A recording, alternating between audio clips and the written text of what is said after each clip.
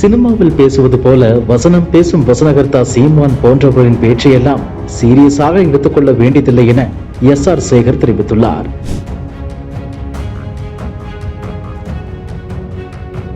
ஒரு பக்குவப்படாத அரசியல்வாதிக்கு எடுத்துக்காட்டாகவே விளங்கும் அவர் கொள்கை, மக்கள் நலன் பற்றியெல்லாம் சிந்திக்காமல் திரையில் பேசியதை வைத்தே இன்னும் வண்டி ஓட்டுகிறார். தேர்தல் முடிவுகள் வரட்டும், நாம் தமிழர் கட்சி டெபாசிட் இழப்பதையும் பாஜக பல தொகுதிகளில் வெற்றி பெறுவதையும் பார்க்கத்தான் போகிறீர்கள். எனவே சொன்னபடியே கட்சியை கலைக்கப் போகிறாரா என எல்லோரையும் போல வேடிக்கை பார்க்க காத்திருக்கிறேன்.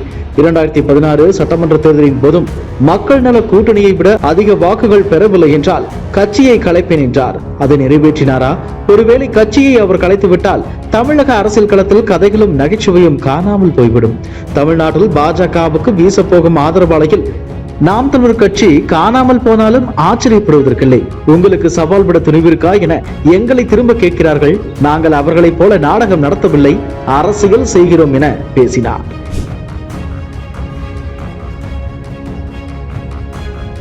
இது குறித்து நாம் தமிழர் கட்சியின் கொள்கை பரப்பு செயலாளர் சாட்டை துரைமுருகன் கூறியதாவது: அண்ணன் சீமானின் சவால் பாஜக கும்பலை கதிகலக வைத்திருக்கிறது என்பது கண்கூடாக தெரிகிறது.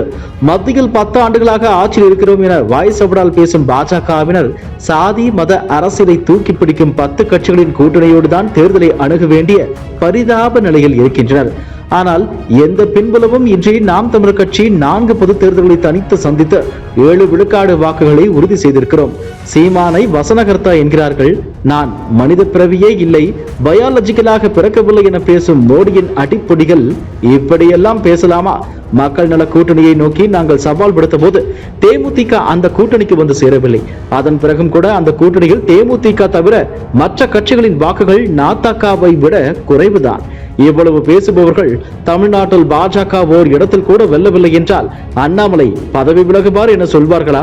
ஜூன் 4ஆம் தேதி தெரிந்துவிடும் தமிழ்நாடு அரசியல் களத்தில் யார் காணாமல் போக போகிறார்கள் என்று என பேசி. இதுபோன்ற செய்திகளை மேலும் தெரிந்து கொள்ள எங்களது யூடியூப், Facebook மற்றும் Twitter ஆப்களை சப்ஸ்கிரைப் செய்யவும்.